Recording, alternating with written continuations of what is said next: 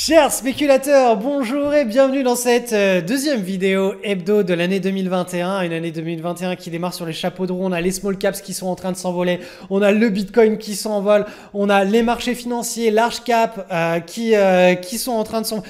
Enfin vraiment, l'année 2021, ok, en dehors du fait qu'on est tous emprisonnés, sur les marchés financiers, il y a de quoi faire, donc profitez de votre prison pour faire du pognon sur les marchés financiers. Je ne sais pas quoi vous dire d'autre, hein. Il faut toujours se concentrer sur le côté positif des choses, hein, quelle que soit la situation. C'est la seule manière de vivre à peu près sereinement sa vie. Donc, cette semaine, je vais notamment vous parler du pari sur le Ripple parce que c'est quelque chose d'assez marrant. J'en ai parlé pendant la semaine avec un très gros investisseur sur le Bitcoin, quelqu'un qui a miné des centaines de Bitcoin. Il fut un temps où le Bitcoin ne coûtait rien à miner et qui lui avait sa vision crypto holder, etc. Et moi, je lui ai partagé ma vision plutôt spéculation et investisseur. C'est-à-dire que l'argent, je l'ai pas fait en minant il y a un siècle des Bitcoins. Je le fais en ce moment sur les marchés en saisissant des opportunités. Donc nos visions se sont un petit peu affrontées et c'était très très très intéressant parce que lui il avait vraiment il avait quelque chose de très pertinent à partager et moi la vision que je vais partager avec vous c'est celle que je lui ai soutenue à lui pour essayer de lui expliquer comment on fonctionnait quand on faisait des paris boursiers. Donc ça, je vais vous l'expliquer en détail avec un timing sur la prise de position du Ripple. On est encore sur une zone qui est extrêmement intéressante et surtout le plus important par rapport à cette opportunité, c'est comment, si vous décidez de la saisir, comment est-ce que vous devez la visualiser en termes de money management, si tout tourne bien, si tout tourne mal. C'est ça le plus important parce que des paris comme ça, l'idée c'est de les répéter. Il y en a qui vont marcher, d'autres qui vont pas marcher. Mais le plus important, c'est d'avoir cette vision à plusieurs dizaines, centaines ou milliers de trades pour justement vivre les choses très très très sereinement. Donc c'est parti pour cette magnifique vidéo hebdo qui va vous apprendre plein de choses et qui, je l'espère, va vous faire progresser dans votre spéculation. Allez, analyse de notre cher Bitcoin qui nous donne le sourire pour ce début d'année 2021. Donc je vous mets un graphe long terme. Je pense qu'il est assez important de resituer l'histoire parce qu'on est en pleine période d'euphorie. Et là, on le sent, il y a du FOMO, il y a pas mal de petits porteurs ou de gens qui ne sont pas trop habitués à investir, qui en veulent maintenant, alors que là, c'est pas forcément un moment très stratégique pour initier des positions sur le Bitcoin. Donc, sur le long terme, vous voyez là, ici, 2012, première pattern cyclique, boum, gros bull run. 2015, deuxième pattern cyclique, boum, gros bull run. Troisième pattern cyclique, celle qu'on a vécue ensemble semaine après semaine, qui était très longue. Et boum, là, on est dans un nouveau bull run. Donc, vous voyez que là, on est sur le début du mouvement. Les mouvements qui ont été initiés suite à ces dernières patterns cycliques ont duré assez longtemps. Il y a eu des phases avec plus ou moins de force, notamment en 2013. On pourra se souvenir de cette année avec que des semaines haussières comme ça jusqu'au mois d'avril. On a fait que des semaines haussières. Boum, boum, boum, boum. On a empilé des briques comme ça. Après, on a eu cette grosse consolidation. Alors, pour vous donner un ordre d'idée, la consolidation entre le haut et le bas, on a une retrace de l'ordre de moins 81%. Donc, qu'est-ce que ça veut dire ? Ça veut dire que là, potentiellement, si vous entrez maintenant sur le Bitcoin, sachant qu'on est en train de dessiner quelque chose qui ressemble très fortement à 2013, à une séquence d'empilement de briques, à un moment donné, si vous rentrez trop tard, moins 80%, ça fait partie du jeu. Est-ce que vous allez être capable, si vous rentrez autour des plus hauts, de vivre un moins 80% sur votre position? J'en doute fortement. Pour autant, c'était pas le crack, c'était pas la fin du Bitcoin, c'était pas la fin des crypto-monnaies, c'était simplement une consolidation, une magnifique consolidation en tasse et anse. Vous voyez, la tasse et l'anse sur la fin, au sein d'un bull run. Et on a eu à nouveau un bull run suite à cette consolidation de l'ordre de 300-400%. Donc tout cela pour vous sensibiliser au fait que Quand ça booste comme ça, soit on a pris les positions au moment du breakout, au moment où il n'y avait pas d'agitation, et on peut tenir des positions sur du très long terme. On peut se permettre de vivre un moins 80% dans une consolidation au milieu d'un bull run. Soit tout simplement on fait de la spéculation à beaucoup plus court terme et là on va attendre d'avoir des consolidations. Et là clairement il n'y a pas de consolidation. La dernière consolidation qu'il y a eu en daily elle était ici. Vous la voyez ici, je vais vous la passer. Hop, elle était là. Ensuite, on a eu celle-ci en 4 heures. Je vous en avais parlé en direct un samedi. Je vous avais dit, voilà, on a en 4 heures on a un trade là à initier potentiellement. Donc ça, c'est annoncé en direct sur la chaîne YouTube d'ailleurs. Et là, boum, on est parti. Là, il n'y a plus grand-chose à faire. Là, vraiment, on part vraiment très haut, très fort.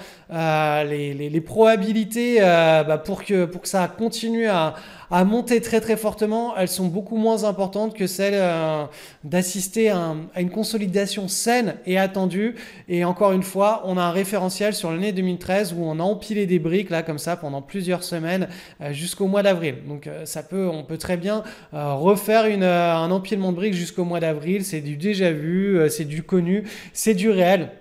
Donc affaire à suivre. J'avais fait une visite de mon ancien appartement que je revends sur l'île Maurice parce que j'habite plus dedans et j'ai pas envie de m'emmerder à le louer ou à le laisser vide.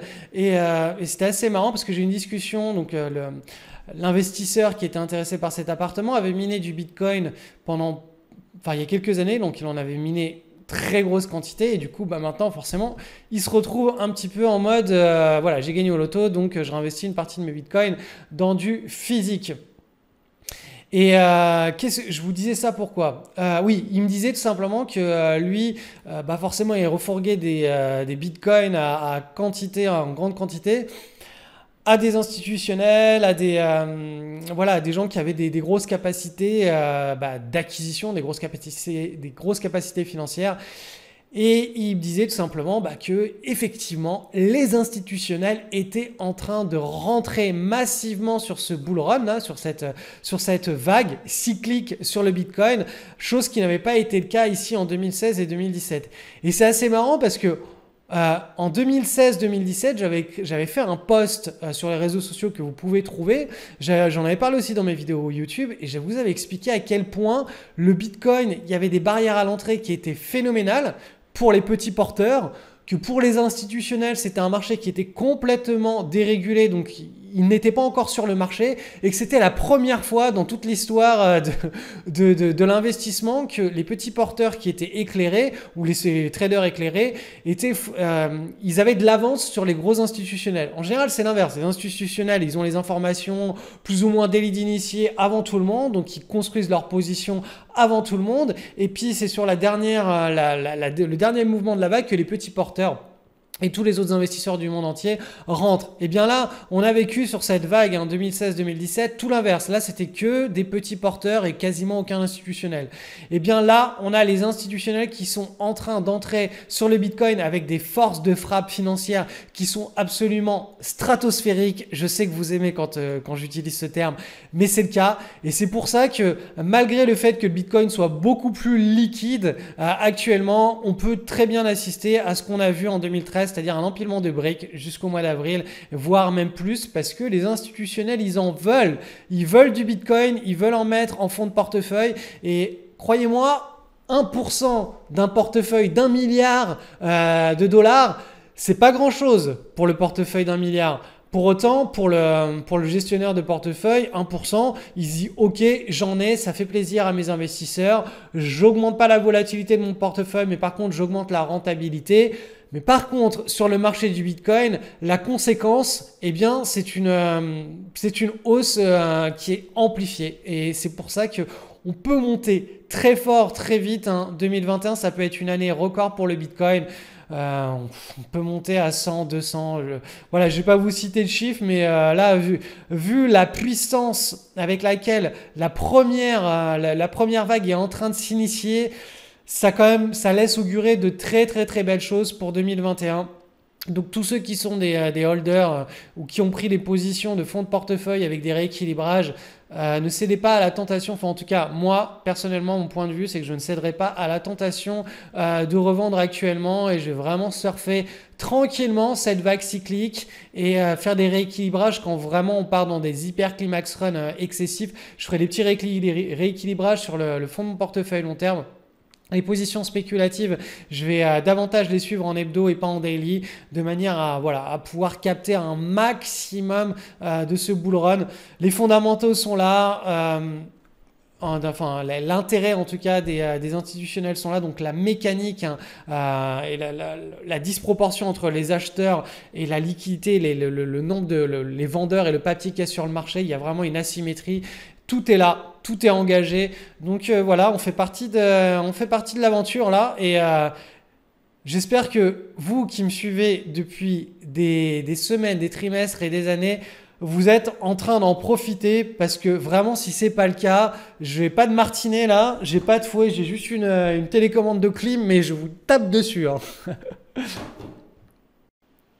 Allez, avant de vous faire l'analyse sur le Ripple, voilà, avant de vous parler du Ripple, je voulais simplement vous annoncer le grand retour des emails privés. Donc à partir de lundi, donc lundi, mardi, jeudi, vendredi, donc 4 emails par semaine, c'est reparti. Je vais vous expliquer quelque chose qui se passe dans ma vie, qui est assez personnel et qui va tout changer pour moi en 2021. Peut-être que ça aura des grosses conséquences pour la communauté et pour vous.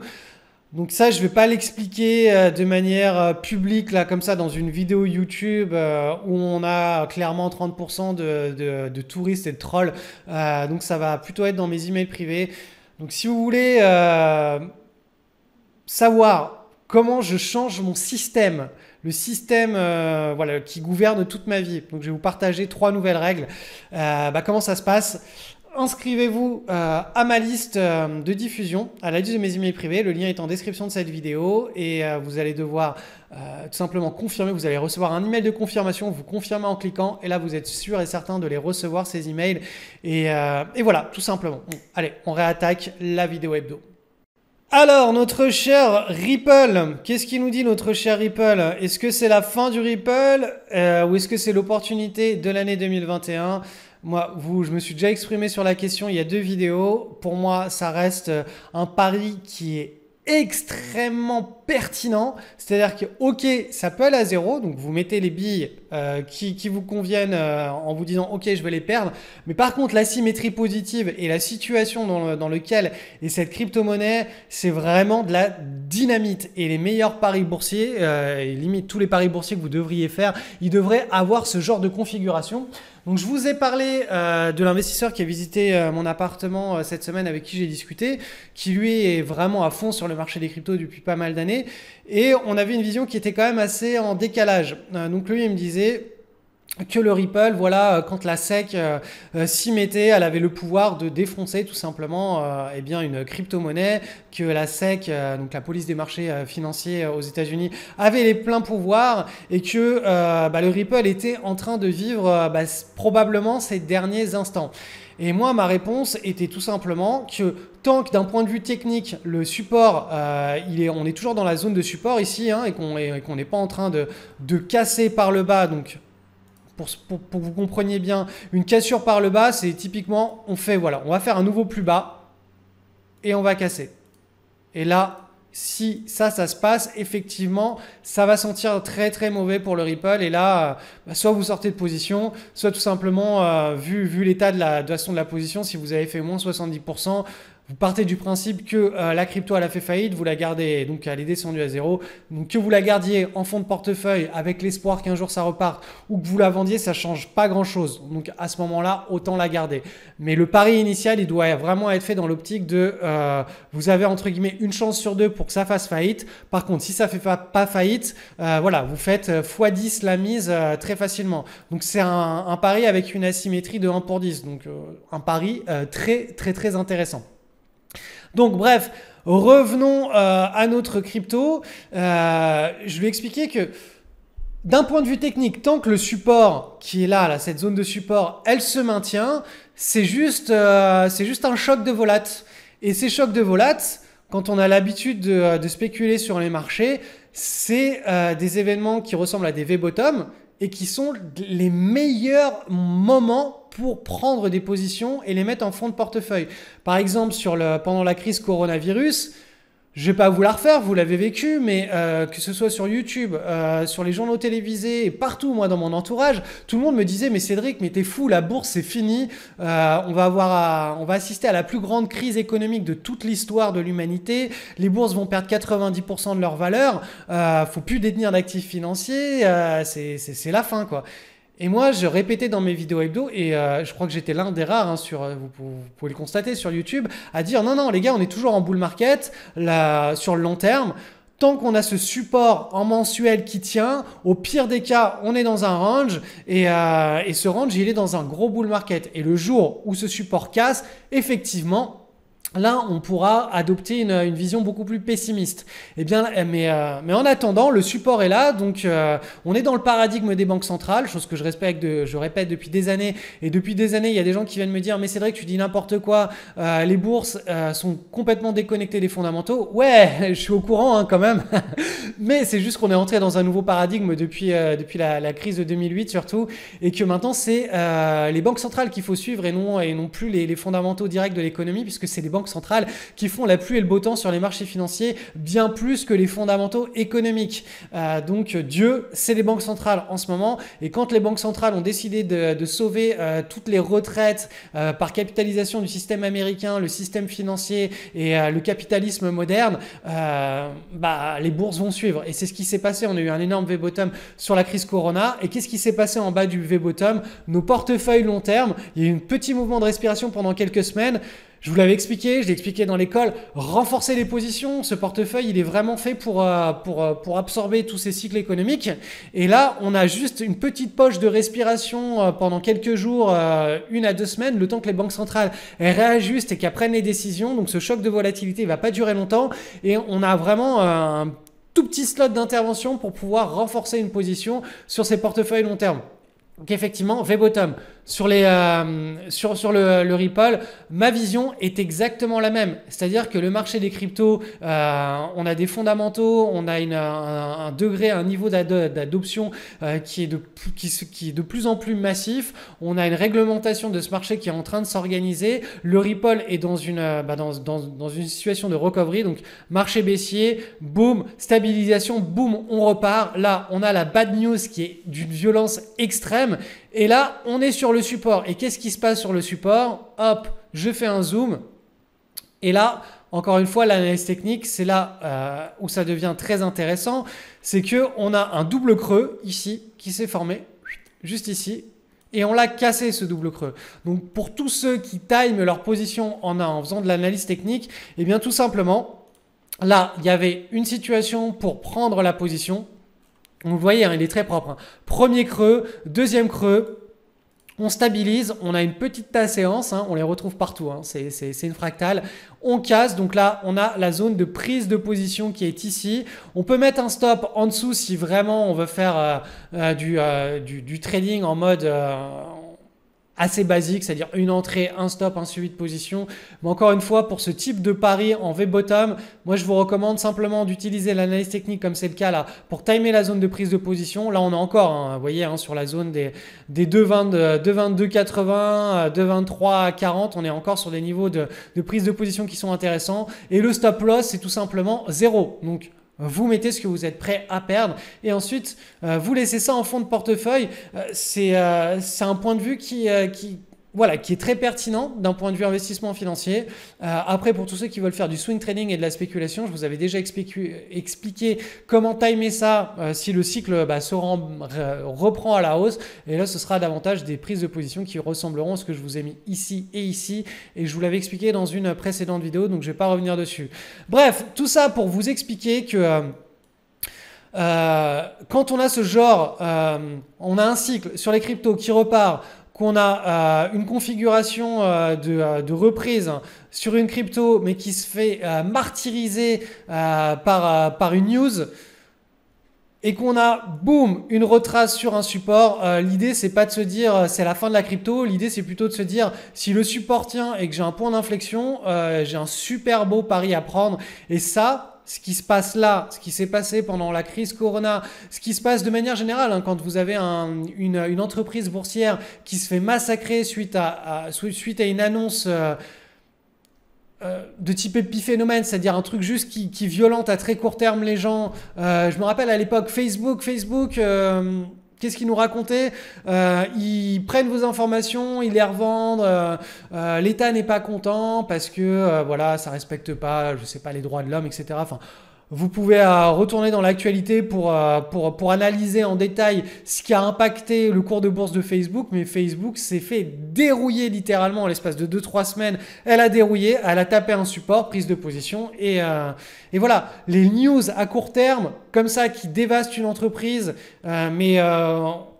qui sur le moyen long terme n'a absolument aucun impact sur l'entreprise. C'est juste voilà, quelque chose qui fait peur à très court terme. En général, ce sont, on va dire, 7 à 8 fois sur 10 des zones de prise de position pour du long terme qui sont très intéressantes et effectivement, on va dire 1, 2, voire 3 fois sur 10, ça va être quelque chose qui va vraiment impacter à moyen long terme l'entreprise. Mais 8 fois sur 10, on va dire, c'est juste un mouvement de respiration et ça repart et ça nous permet d'avoir des asymétries qui sont amplifiées et démultipliées hein, pour nos paris financiers. Donc, voyez vraiment ça comme des opportunités et pas comme des situations où c'est la fin d'un actif. Même si c'est la fin de cet actif, 2 fois sur 10, c'est la fin de l'actif. 8 fois sur 10, c'est juste une super belle opportunité. Et en bourse, vous n'aurez jamais raison 100% du temps. L'idée, c'est juste d'avoir raison, ne serait-ce qu'une fois sur deux. Mais une fois sur deux, on a raison. On gagne tellement d'argent par rapport aux fois où on a tort que c'est suffisant, c'est amplement suffisant. Donc, contrairement à ce que notre chère éducation nationale nous a martelé, nous a appris dans notre tendre jeunesse, à savoir, si tu te trompes, tu vas au piquet ou tu as une mauvaise note.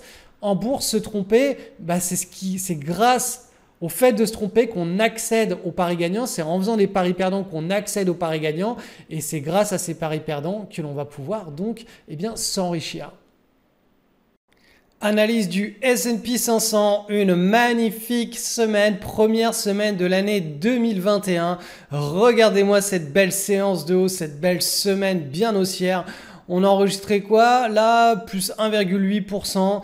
Faut savoir que sur beaucoup d'indices à travers le monde, hein, ça a été vraiment un excellent top départ d'année 2021. En même temps, voilà, c'est pas comme si ça sortait de nulle part. On est en plein dans la tendance. Là, la tendance, elle est en train de s'accélérer. Hein. Vous voyez que pendant le mois de novembre, fin novembre, on a initié le breakout. En décembre, on a un petit peu végété en montant légèrement. Et là, on est en train d'accélérer. Donc voilà, on est dans la tendance, on est dans le trend. Beaucoup d'opportunités, notamment de swing daily. Il y a des opportunités de swing trade en hebdo. C'est voilà, des conditions de marché qui sont vraiment idéales pour tous les spéculateurs et pour tous ceux qui font du stock picking et du suivi de tendance sur les actions.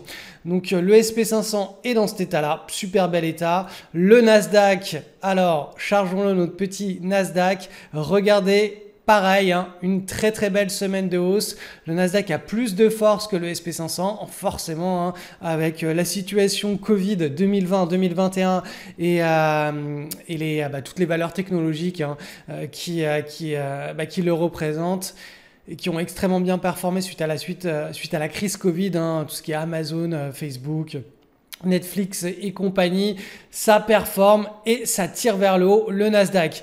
Donc on est dans des conditions de marché qui sont très bonnes. Le money management est celui d'un bull market, notamment si vous tradez sur le marché américain, les actions, clairement il n'y a pas de question à se poser, hein, ça monte, tout monte. Peu importe que ça se mette à baisser dès demain, dans 1 mois, dans 3 mois, dans 4 mois, la logique est de ne pas anticiper, mais de coller aux conditions de marché actuelles. Et actuellement, les conditions de marché sont très optimistes, donc il faut saisir toutes ces opportunités. Avec un beau money management, vous allez pouvoir faire de très très belles choses en 2021. Ah oui, j'allais oublier de vous parler des small caps, ça faisait pas mal de temps que je vous en parlais, on attendait le fameux signal, et là regardez qu'est-ce qui s'est passé cette semaine. Sur les petites et moyennes capitalisations européennes, on a enfin cette longue ligne de résistance oblique et baissière qui a été cassée. On a ce gap qui a été comblé et on a la zone de résistance qui est en train d'être cassée sur la première semaine de janvier 2021. C'est pas comme si on n'avait pas vu venir l'histoire, hein. C'est pas comme si on ne savait pas qu'au mois de janvier, il y avait un effet très bull market sur les small cap et les mid cap.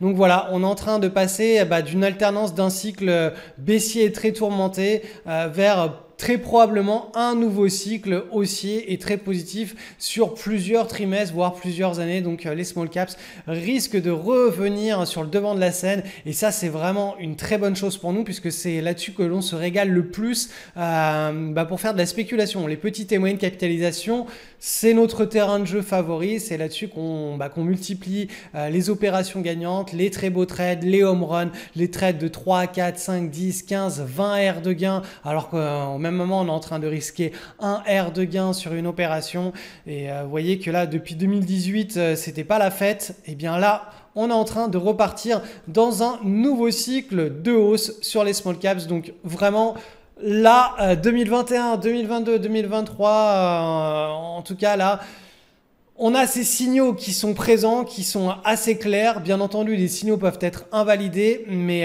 dans le cas où ils seront validés, c'est juste la fête. C'est la fête pendant plusieurs trimestres. Donc, si vous ne savez pas spéculer, c'est vraiment le moment de s'y mettre parce qu'on est en train d'entrer dans des très très très bonnes conditions. Allez, dernier petit rappel avant de nous quitter, c'est reparti pour les emails privés. Donc lundi, mardi, jeudi, vendredi, cette semaine, je vous parle de quelque chose qui va complètement changer en 2021 pour moi. Je vais vous partager un nouveau système que je vais mettre en place dans ma vie perso et j'espère que ce système, vous le mettrez aussi en place dans votre vie perso avec votre propre référentiel. Parce que moi, c'est des grosses conneries que j'ai faites au cours de ces dernières années, mais bon, j'avais besoin de les expérimenter. Donc je vais vous parler de toutes ces choses qui sont quand même assez privées pour moi. Et vous allez voir que ça peut vraiment avoir des répercussions très très positives pour vous. Donc premier email, il part lundi matin et on est reparti voilà, pour ces magnifiques emails privés, plein de divertissements et de bonnes infos. Vous allez voir, j'ai une petite anecdote à vous raconter sur l'île Maurice, quelque chose voilà, où le gang des costards cravates a dû affronter le gang des shorts claquettes sur l'île Maurice. Et vous allez voir que la moralité de l'histoire, elle vaut le coup. Je vous souhaite une excellente semaine sur les marchés financiers. Et puis, on se retrouve dès lundi pour les emails privés.